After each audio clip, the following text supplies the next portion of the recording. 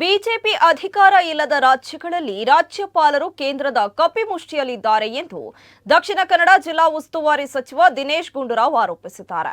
ಇನ್ನು ರಾಜ್ಯಪಾಲರು ರಾಜ್ಯ ಸರ್ಕಾರದ ಪ್ರತಿನಿಧಿ, ಅವರ ಭಾಷಣ ಎಂದಾಗ ಅದು ಸರ್ಕಾರದ ಅಭಿಪ್ರಾಯಗಳೇನು, ರಾಜ್ಯಕ್ಕೆ ಆಗುವ ಸಮಸ್ಯೆ ಬೆಳವಣಿಗೆಗಳ ಬಗ್ಗೆ ಮತ್ತು ರಾಜ್ಯದ ಪರವಾಗಿ ಏನು ಮಾಡಬೇಕಿದೆ ಎಂಬುದಾಗಿ ಪ್ರಸ್ತಾಪವನ್ನ ನೀಡುವವರು ಎಂದವರು ಹೇಳಿದ್ದಾರೆ. ಇತ್ತೀಚೆಗೆ ವಿಶೇಷ ಅಧಿವೇಶನದಲ್ಲಿ ಭಾಷಣದ ಕುರಿತಂತೆ ಉಂಟಾದ ವಿವಾದಕ್ಕೆ ಸಂಬಂಧಿಸಿ ರಾಜ್ಯಪಾಲರು ರಾಷ್ಟ್ರಪತಿಗೆ ವಿವರ ನೀಡಿರುವ ಕುರಿತಂತೆ ಸುದ್ದಿಗಾರರು ಕೇಳಿದ ಪ್ರಶ್ನೆಗೆ ಅವರು ಪ್ರತಿಕ್ರಿಯಿಸಿದ್ದಾರೆ. ರಾಜ್ಯಪಾಲರ ಕೆಲಸ ಕಾರ್ಯಗಳ ಬಗ್ಗೆ ನಮಗೆ ಆಕ್ಷೇಪವಿಲ್ಲ.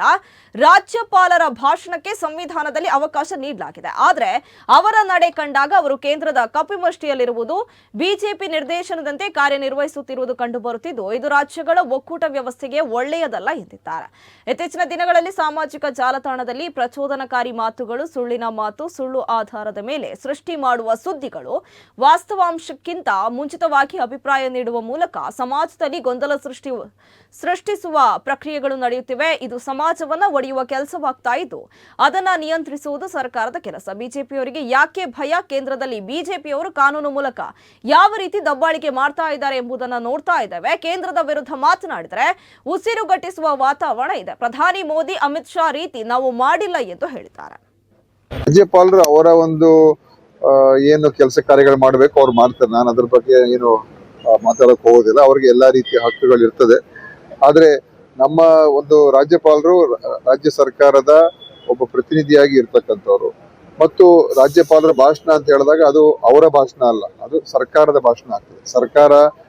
ಸರ್ಕಾರ ಅಭಿಪ್ರಾಯಗಳೇನು, ಈ ರಾಜ್ಯದ ಪರವಾಗಿ ಏನು ನಾವು ಮಾಡಬೇಕು ಅಂತ ಇದ್ದೇವೆ, ಮತ್ತು ರಾಜ್ಯಕ್ಕೆ ಆಗ್ತಾ ಇರತಕ್ಕಂಥ ಸಮಸ್ಯೆಗಳಿರ್ಬೋದು ಅಥವಾ ಬೆಳವಣಿಗೆಗಳಿರ್ಬೋದು, ಅದ್ರ ಬಗ್ಗೆ ನಾವು ಪ್ರಸ್ತಾಪ ಮಾಡ್ತೀವಿ.